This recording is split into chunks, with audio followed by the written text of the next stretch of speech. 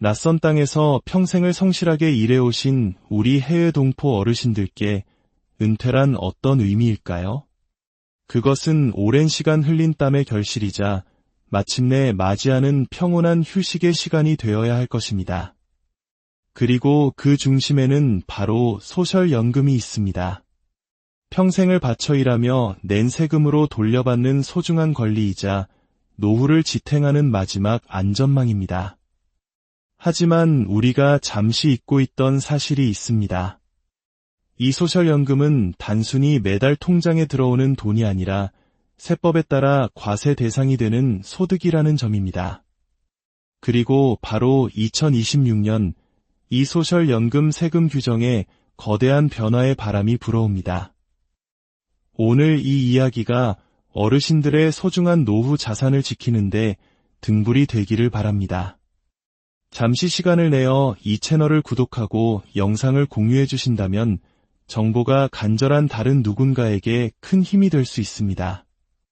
여러분의 가정에 늘 평안과 축복이 가득하기를 기원하며 오늘의 이야기를 시작하겠습니다. 미국에 정착한 지 40년이 넘은 김 선생님 부부의 이야기로 문을 열어보겠습니다. 젊은 시절부터 쉼없이 일해온 두 분에게 소셜연금은 은퇴 후 삶의 기둥과도 같았습니다. 하지만 해마다 세금 보고 시즌이 되면 내야 할 세금이 조금씩 늘어나는 것을 보며 마음 한구석이 무거워졌습니다. 올해까지는 어찌어찌 감당했지만 2026년부터 법이 바뀐다는 소식에 밤잠을 설치기 시작했습니다. 지금도 생활비가 빠듯한데 세금이 더 늘어나면 우린 앞으로 어떻게 살아야 하나 부부의 깊은 한숨이 들리는 듯합니다. 혼자 생활하시는 박 선생님의 사정은 조금 다릅니다. 소셜연금에 더해 작은 은퇴 계좌에서 생활비를 조금씩 인출해왔습니다. 그런데 어느 순간부터 연금의 일부가 과세 대상에 포함되면서 세금 부담이 늘었고 설상가상으로 유료 보험료까지 덩달아 오르기 시작했습니다. 박 선생님은 2026년의 변화가 어떤 이들에게는 오히려 유리할 수도 있다는 말을 들었지만 정확히 무엇이 어떻게 바뀌는지 알 수 없어 그저 막막하고 불안하기만 합니다. 자녀와 함께 살고 계신 이 선생님 부부는 어떨까요? 두 분 모두 소셜연금을 받고 있었지만 세금 문제에 대해서는 크게 신경 쓰지 않고 살아왔습니다. 그러다 우연히 세무상담을 받게 되었고 2026년부터 자신들의 연금 세금 구조가 완전히 달라질 수 있다는 설명에 큰 충격을 받았습니다. 특히 부부가 공동으로 세금 보고를 할 경우 연금의 최대 85%까지 과세 대상이 될 수 있다는 사실과 함께 새로운 규정이 어떤 영향을 미칠지 몰라 혼란에 빠졌습니다. 김 선생님, 박 선생님, 그리고 이 선생님. 이분들의 이야기는 바로 우리 모두의 이야기가 될 수 있습니다. 2026년부터 바뀌는 소셜연금 세금 규정은 단순한 법률 조항의 변경이 아닙니다. 이것은 우리 해외 동포 어르신들의 생활비, 재정 안정, 그리고 노후 삶의 질과 직결되는 중대한 문제입니다. 그렇다면 도대체 무엇이 어떻게 달라지고 우리는 무엇을 준비해야 할까요?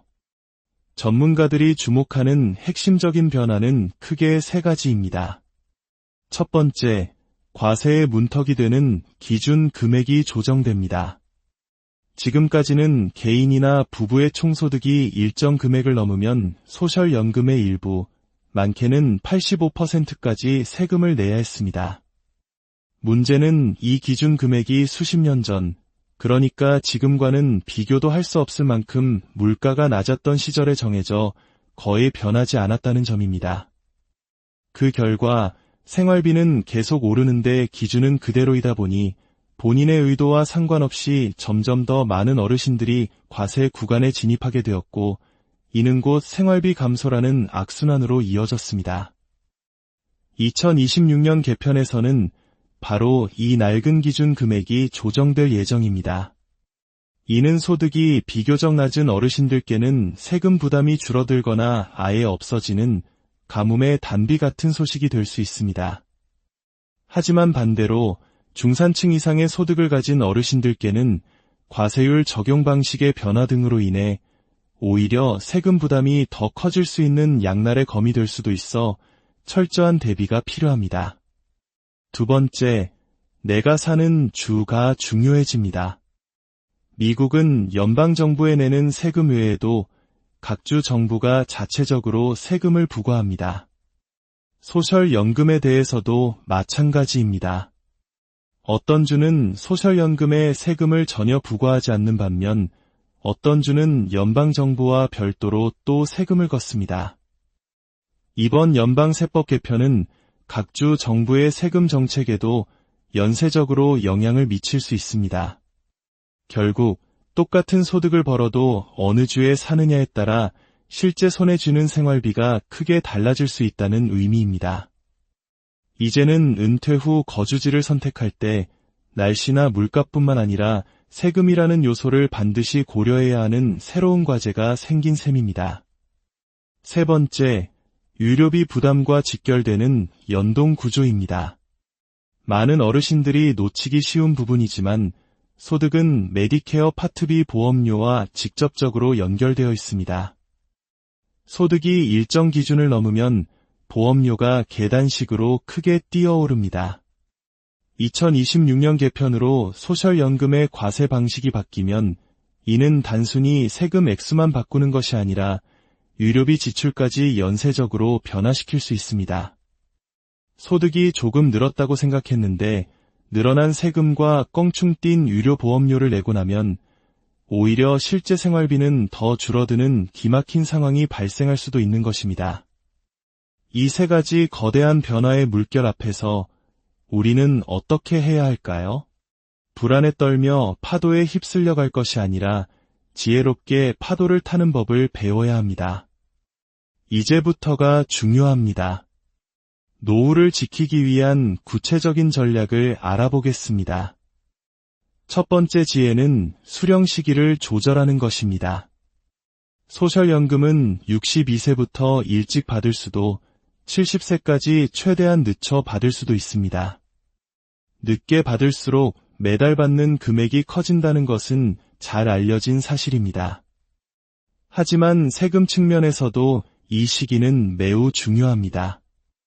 예를 들어 부부가 동시에 연금을 받기 시작하면 합산소득이 높아져 높은 세율 구간에 들어갈 수 있습니다. 반면 한 분이 먼저 수령을 시작하고 다른 한 분은 몇 년 뒤에 시작하는 식으로 시차를 둔다면 소득이 분산되어 세금 부담을 크게 줄일 수 있습니다. 2026년 이후에는 이 전략의 가치가 더욱 커질 것입니다. 두 번째 전략적 선택은 은퇴계좌 인출 순서를 최적화하는 것입니다. 많은 분들이 401K나 IRA 같은 개인 은퇴계좌를 가지고 계십니다. 이 계좌들에서 돈을 어떤 순서로 인출하느냐가 세금을 결정하는 핵심 열쇠가 될 수 있습니다. 예를 들어 아직 소셜연금을 받기 전 소득이 낮을 때 은퇴계좌에서 돈을 미리 인출해 낮은 세율로 세금 처리를 하고 소셜연금을 받기 시작한 후에는 인출액을 줄여 총소득을 관리하는 방식입니다. 2026년 이후의 변화에 맞춰 이 인출 계획을 미리 세워두는 것만으로도 예상치 못한 세금 폭탄을 피할 수 있습니다. 세 번째 방패는 로스 IRA로의 전환입니다. 전문가들이 가장 강조하는 절세 전략 중 하나입니다. 일반적인 401K나 IRA는 돈을 찾을 때 세금을 내지만 로스 IRA는 전환할 때 한 번 세금을 내면 그 이후에 찾는 모든 돈에 대해서는 세금이 붙지 않습니다. 2026년 이후 소득세율이 어떻게 변하든 로스 IRA라는 비과세 주머니를 가지고 있다면 과세 소득을 조절하여 소셜연금에 붙는 세금까지 낮출 수 있는 강력한 무기가 됩니다. 물론 전환 시점에 세금을 내야 하므로 소득이 비교적 낮은 해를 골라 계획적으로 분할 전환하는 지혜가 필요합니다. 네 번째 점검사항은 세금 보고 방식의 검토입니다. 부부는 보통 공동보고를 선택하는 것이 유리하지만 경우에 따라서는 개별 보고가 더 나은 선택이 될 수도 있습니다. 각자의 소득 구조와 공제 항목에 따라 유불리가 달라지기 때문입니다. 2026년 이후에는 세법이 더욱 복잡해지므로 매년 두 가지 방식을 모두 시뮬레이션해보고 어떤 것이 우리 가정에 가장 이익이 되는지 꼼꼼히 따져봐야 합니다. 다섯 번째 현명한 결정은 거주지의 선택입니다. 앞서 말씀드렸듯 어느 주에 사느냐에 따라 세금 부담은 천차만별입니다. 소셜연금에 비과세 혜택을 주는 주로 이사하는 것만으로도 매년 수천 달러의 생활비를 아낄 수 있습니다. 은퇴 후 이사를 고려하고 계신다면 이제 각 주의 세금 정책은 선택이 아닌 필수 고려사항입니다. 여섯 번째 방어선은 메디케어 보험료 관리입니다. 결국 모든 전략은 총소득을 어떻게 관리하느냐로 기결됩니다. 은퇴계좌 인출 시기를 조절하고 로스 IRA를 활용하며 자산 매각 시점을 분산하는 등의 모든 노력이 세금을 줄일 뿐만 아니라 불필요한 메디케어 보험료 할증을 막는 효과로 이어집니다. 세금과 의료비는 동전의 양면과 같다는 사실을 기억해야 합니다. 사랑하는 해외 동포 어르신 여러분, 소셜연금은 단순히 정부가 주는 돈이 아닙니다. 그것은 평생의 땀과 노력으로 쌓아올린 어르신들의 소중한 권리이자 자산입니다. 하지만 그 권리를 온전히 지켜내는 것은 변화하는 제도를 얼마나 정확히 이해하고 현명하게 준비하느냐에 달려 있습니다. 2026년은 더 이상 먼 미래가 아닙니다. 지금부터라도 변화의 내용을 정확히 파악하고 전문가의 도움을 받아 자신의 상황에 맞는 전략을 세워야 합니다. 어떤 경우에는 연금 신청 시기를 1년 늦추는 결정이, 어떤 경우에는 은퇴계좌 인출 순서를 바꾸는 작은 변화가 노후의 재정적 풍요를 좌우할 수 있습니다. 준비하지 않는다면 매년 늘어나는 세금 고지서를 받으며 힘들게 모은 자산이 줄어드는 것을 지켜봐야 할지도 모릅니다. 하지만 지금부터 준비하는 분들에게 2026년은 위기가 아닌 기회가 될 것입니다. 변화를 미리 알고 대비하는 사람만이 소중한 노후를 지킬 수 있습니다. 이제는 막연한 안심이 아니라 치밀한 전략이 필요합니다.